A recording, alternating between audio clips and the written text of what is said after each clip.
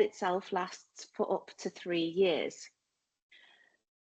On the first assessment, you can be successful in achieving Centre of Excellence status. Our centres of excellence are schools across the country and internationally, whereby we recognise the best practice within inclusive provision and that real consistent inclusive ethos and culture across the setting. So you can become a Centre of Excellence on your first assessment. If you are successful in achieving Centre of Excellence, you will have an annual review from IQM, and that review looks very closely at specific targets which are agreed in conjunction with the assessor, and they are aimed at developing inclusive practice further within your school development plan. The best thing about being a Centre of Excellence is the access that it gives you to our cluster groups, because our cluster groups are a truly unique network that exists and brings together primary schools, secondary schools, mainstream, special schools, alternative provisions, independent schools, pupil referral units. We bring together all phases, all types of settings with the sole focus of inclusion. And it's fantastic because we have all of our like-minded colleagues coming together to discuss inclusion items.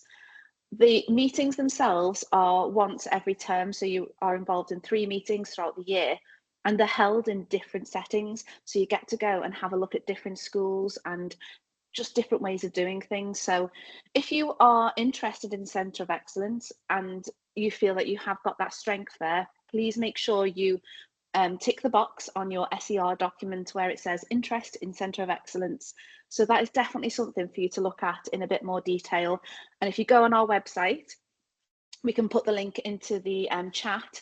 You can see more information about Centre of Excellence's Centre of Excellence accreditation and the cluster groups. Before I move on to element 5, has anybody got any questions about Centres of Excellence and the cluster programme? No? Let me just check in the chat that nothing has come up. No? Perfect. Okay, well, I shall move on for you. And I don't know what the weather's like where you are, but it's still quite warm and sunny here. So if you are in a similarly warm place, I can imagine you are not wanting to stay online for a long time. So don't worry, I will try and keep this as prompt as possible. And you can feel free, like I said, to ask any questions if you feel I don't answer it in the presentation of the elements. What we have done for you is we have reduced the criteria from each of the elements into sort of headline words to really emphasize what each criterion is about.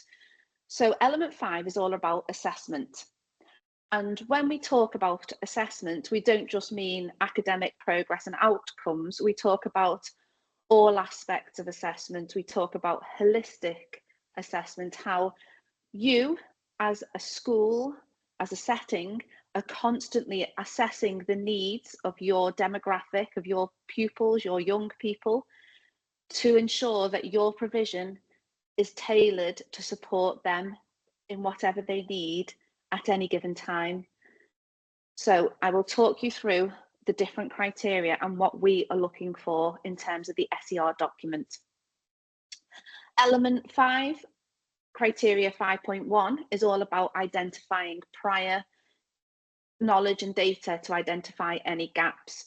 So whichever systems you use, whether that be an FER, NGRT testing, whether it's looking at a specific skill, whichever assessments you use, what we're looking at is how you use that information to really identify any challenges and gaps within the learning so that you then tailor the curriculum, tailor the learning to support those gaps. And I think that's particularly pertinent post-COVID. I know a lot of schools have had to do a lot of work around that.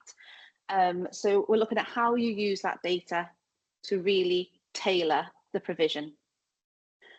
Criteria 5.2 looks more closely about your methodology for tracking progress, so tracking learners' progress, and that is looking at things like the meetings that you have in place, maybe to discuss progress, the online platforms that you use in school, how information is shared with colleagues to ensure that you are all aware of progress and have that bigger picture understanding, but very much looking at individuals and again, that individual approach and what you do with that data. Criteria 5.3 looks more closely at how the information that you have is shared with parents and carers, because as you know, they are one of the key stakeholders in partnership with us to support the young people. So this criteria gives you the opportunity to celebrate and share any systems or initiatives you have in place to share information with parents. Obviously, you'll have your reports and those formal statutory processes, but you can, in this point here, you could bring in any additional things that you do. It might be that you have the September Meet the Teacher meetings where you will share updates with parents. You might have a different way that you do your reports. Within each of these criteria, you have the opportunity to tailor it to what you do. And this document is just you showing the assessor what you do. So there's no right or wrong way of doing it, but this is just a guideline for what you include in each section. So criterion 5.4 is very much about how you develop a growth mindset. So a lot of schools will have a focus on that within the personal development curriculum. It might be part of the general culture and ethos of the school. It might be part of your school's values. It might be part of your teaching and learning policy. So again, it's really open-ended in terms of how you interpret that growth mindset. We just want to know how you develop it within your setting. And I think a good tip on this one as well, schools are now starting to look more closely at how you develop that growth mindset amongst the staff as well as the pupils. You know, how do you model that growth mindset language? And actually within the evidence section for that, you might refer to displays, because your displays in classrooms might be promoting a positive growth mindset. It might refer to your school website. Again, you know, it's free to interpretation, but very much focusing on growth mindset. Criterion 5.5 is basically the focus on the learners and assessment for learning, traditional assessment for learning. How do you check within a lesson, within a scheme of work, how do you check their understanding? And then how do you address any misconceptions or support any misconceptions within that? So this might be your pedagogical approaches. It may be an evaluation process of schemes of work that you have in place. And again, it could refer back to your assessment systems, your testing, because that will obviously identify any general misconceptions.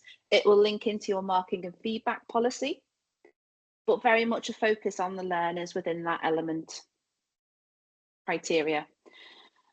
5.6 is more about the analysis of needs, so individual needs. How do you, as a setting, as a school, address the needs of the cohorts?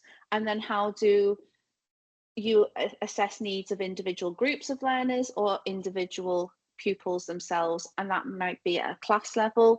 This could be looking at a SEND level. It could be looking at specific groups that you know are pertinent to your setting.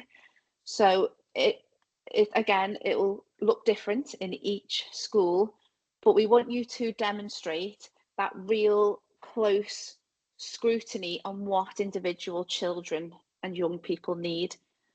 We often talk about equity versus equality, and actually to be truly inclusive, you treat individuals differently.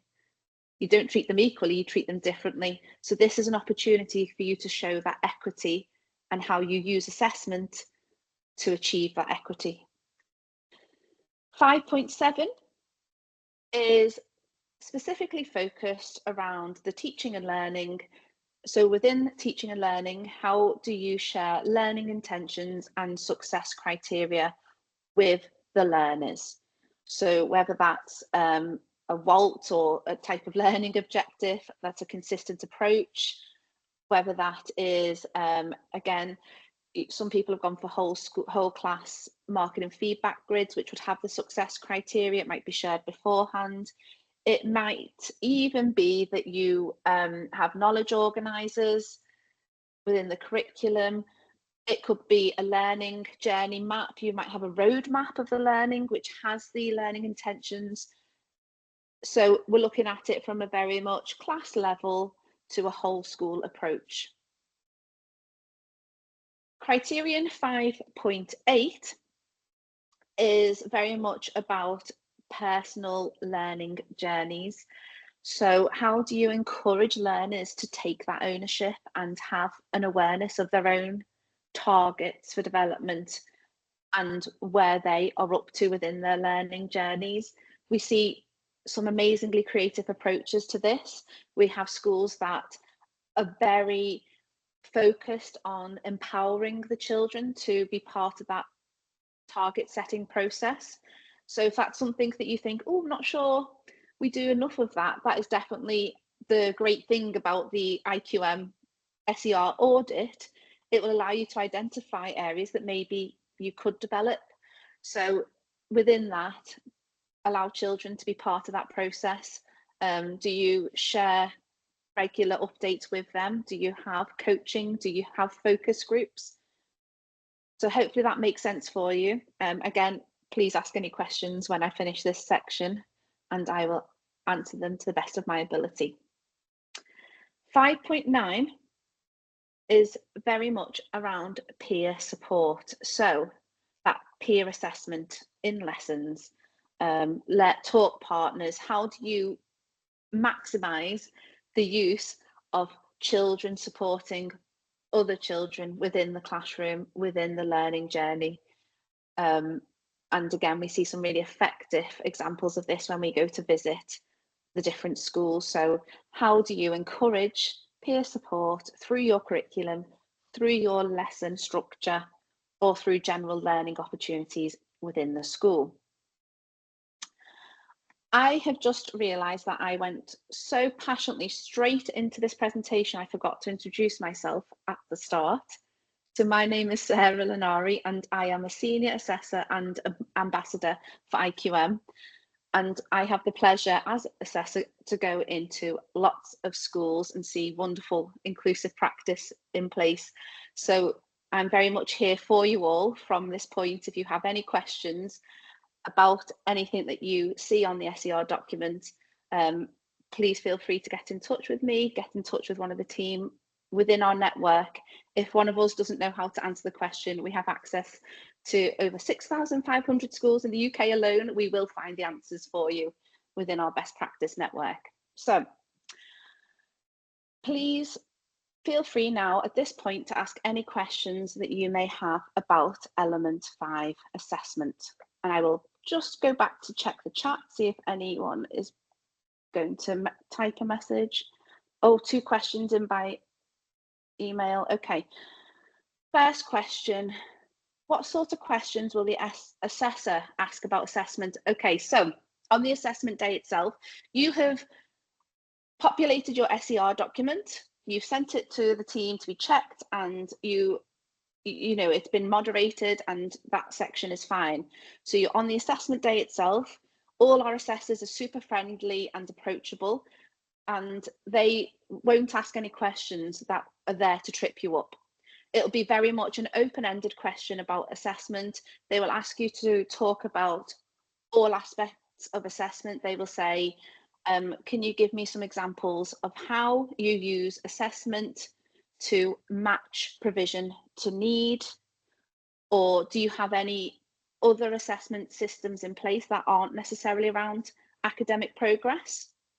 So we could look at if you have SEMH trackers, or if you do things like the Boxalls or the PASS surveys, you know, feel free to talk about those other areas of assessment that you do effectively to support your learners and match provision to need. The other question was about what if our outcomes data isn't great? Um, as you know, we work with a variety of settings, and some of your learners might not even be working at national curriculum level. We're not here to judge, we're here to evaluate and validate your SER document. We just want an honest and transparent process. We work in partnership with you. We're not there to say whether your outcome data is where it should be or not. We can support you with improving it. And we're just more interested in, do you know your data and what do you do about it? What do you do with that data?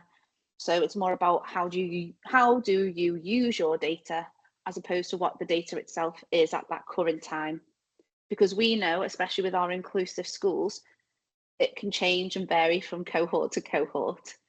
So it's more us checking your understanding and you giving you the opportunity to tell us how you use that data. So I hope that makes sense. Have we got any more questions?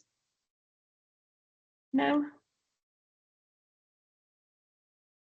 Okay, I shall move on then, if that's okay, to element 6. Element 6 is very much about pupils' personal development. Oh, flipped back. Personal development, behaviour, and attitudes. Ultimately, this is the key part of the SER in terms of stakeholders, because this is what we're all in it for: the children, the young people, the learners. And this section provides you with an opportunity to talk about sort of that all-encompassing, rounded educational opportunity that you give your young people and learners. So I will go through each criterion as I did previously, and again, there'll be an opportunity for questions at the end. Criterion 6.1 is all around the school environment, and that doesn't mean just the physical building without the children in it. We're talking about how the environment feels and looks with the pupils and the children in it. Is it calm and organised? And do you have a whole school expectation of how that environment should look? For example, do you have a large number of neurodivergent learners, and therefore do you have those really pared back classrooms, low stimulus classrooms? We're not here to say what is right or wrong. We just want to know what you do and why you do it. Do you have a trauma-informed approach? Do you like vibrant displays? Is it an immersive learning experience? Whatever it is you do, just make sure that you articulate it in that point, and that will really support the assessor. 6.2 looks at attitudes. So it's looking at how you promote positive attitudes within the pupil and student body. So how do you promote that sense of diversity, acceptance, tolerance? Looking at assemblies, the messages that you do. It might be the PSHE program in place.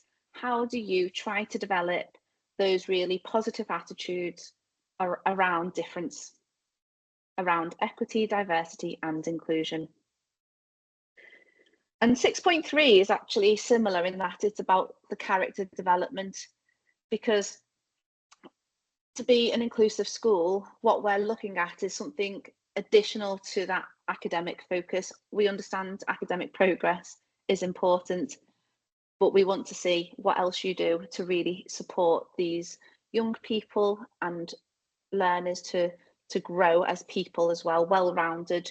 So this again looks at your spiritual, cultural, moral curriculum. What do you do to develop those softer skills and also those transferable skills? It may be that you have a forest school and that is the focus within the forest school curriculum. It could be down to your tutor time curriculum, your personal development program. It might be how you use your reading spine to cover pertinent topics. The SERs look different from school to school, and we can't say this is what you should write as a perfect sort of waggle, what a good one looks like, because each school is individual. And what we want to see is that you have a personal development plan that suits your school and your context. For example, we were in Speak the other day for a conference, and Speak, for those of you who don't know, is an area of Liverpool near the airport. So in your mind, you think it might be quite international, that global outlook, but it's very much white, British, working class, low aspirations kind of area. They don't leave their own local area. So what we'd be looking for is, if your school is in an area like that, does your curriculum promote those opportunities to go outside of the classroom, look further afield? Do you look at the global dimension within your character development? So it's looking at the context and what you do to support your individuals. 6.4 is more around the behaviour side, so routines and expectations. And again, we're not here to dictate this is the way to do it, but what we are expecting is a consistent approach. So if you say, this is what we do, we want to see that implemented consistently in the school. We're looking at how you understand behaviour. What is your understanding of behaviour? Do you have an inclusive approach towards behaviour?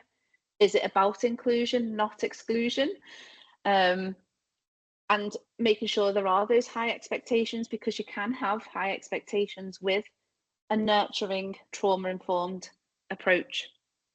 This will be based on your behaviour policy more than anything, and any staff CPD and general expectations.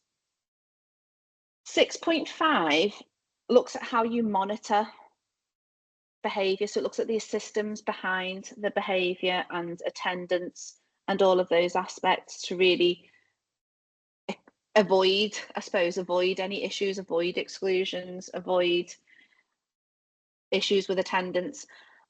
And again, we're not looking for a certain way that it's done. We just want to see how it is done and how effective it is and what your approach is. Element 6.6 is about early identification. So this is looking at it with a particular focus, a lens on inclusion and behaviour, looking at how you support in young people at an early stage to prevent escalation and to prevent exclusion, because obviously exclusion is an antonym for inclusion. And it might be how you use systems such as CPOMs, class charts, Arbor to, again, identify, and then how do you work with interventions in school, adults in school, external agencies to prevent escalation and prevent exclusion. 6.7 has more of a focus on that mindfulness and well-being. It's about giving you the opportunity to show us what you do to support that mindset, and do you have those mindfulness approaches to really support pupils' mental health and well-being. And it could be a system that you have, a program that you've bought into, it could be targeted lessons, it could be the general inclusion structure that you have in place in school. Again, it's up to each individual setting to be able to demonstrate that that is covered. 6.8 is very much about lifestyles. So looking again at how healthy lifestyles are promoted. It will be closely linked to your PSHE curriculum and any wellbeing curriculums in place.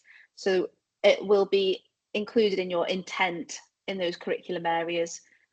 And you can copy and paste from documents such as your curriculum intent, feel free and reference those. Don't create extra work for yourself.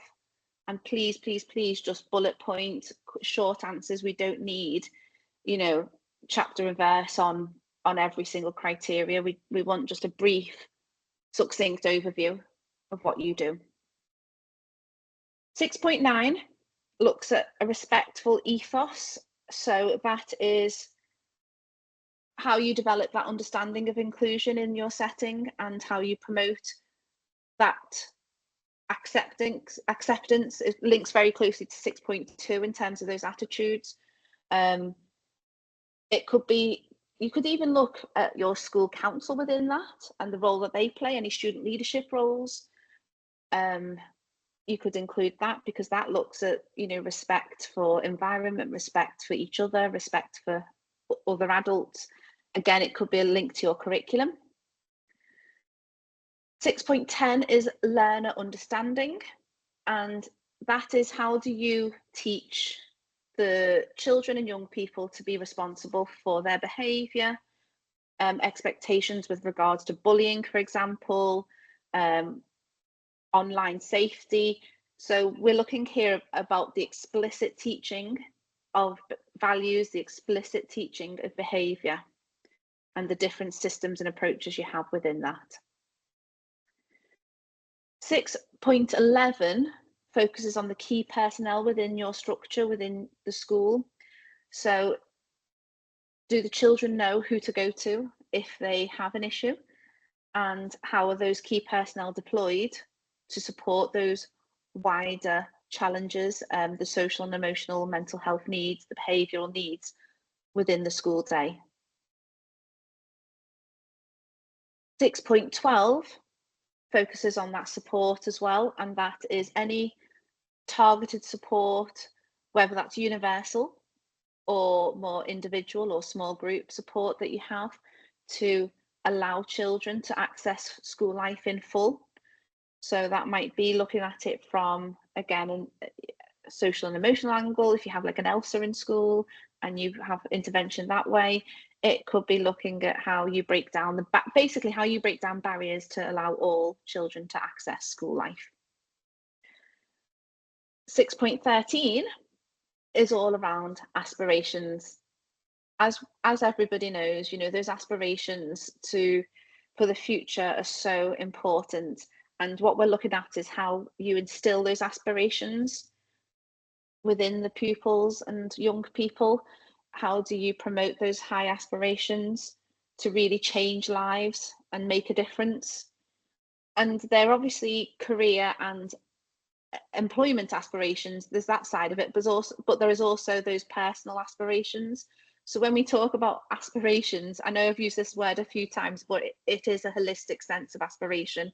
How do you raise aspirations to embed learners' self-belief and really have that ambition for themselves to be successful in school and outside of school and in their futures? So has anybody got any questions about element 6?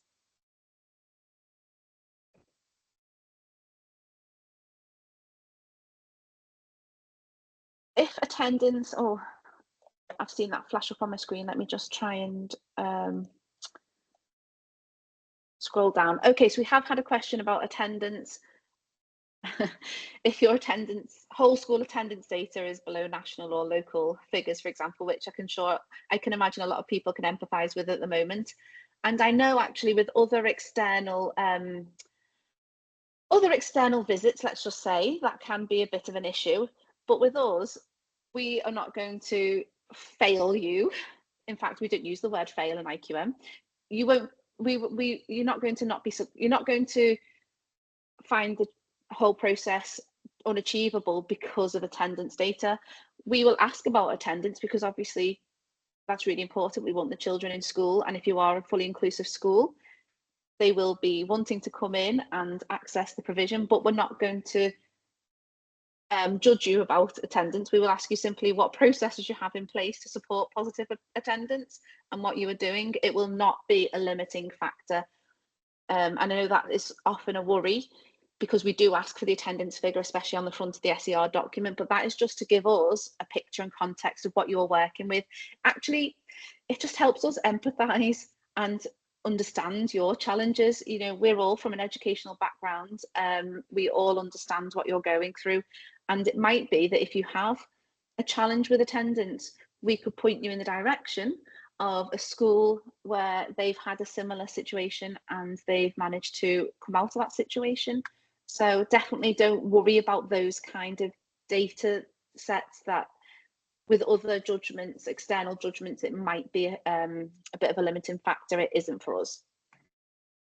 Okay. Evidence for behaviour is very much what the assessor will see on the day. You get a great feel for the culture and behaviour in a school just on the walk around. In interactions with the pupils, we will look at how the staff interact with each other. We will look at how the staff interact with the pupils, and then how the pupils interact with each other. So you can provide data and say about how your data, what your interpretation of the picture for data is, but that will be very much evidenced on the day itself. Any other questions?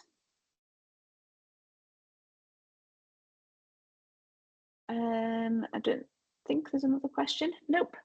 Okay, so don't forget, element 5 is very much about the details of what you're doing, specific details of assessment processes in place, and the ongoing impact of how you use the assessment data. Element 6 is how you respond.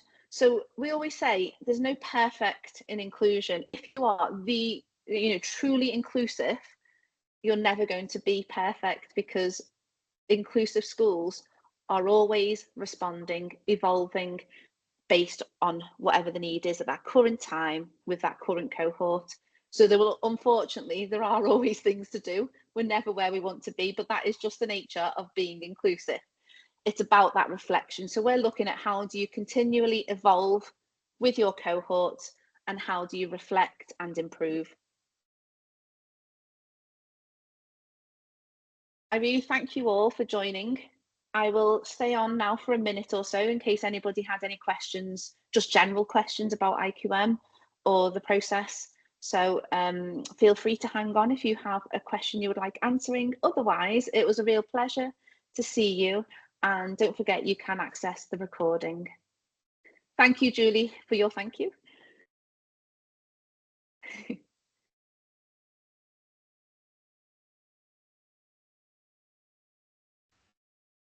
Thank you.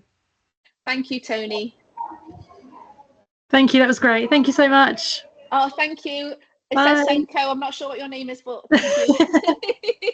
It's Laura. Thank you so much. Thank you, Laura. Take care. Have a good evening. Bye. Bye.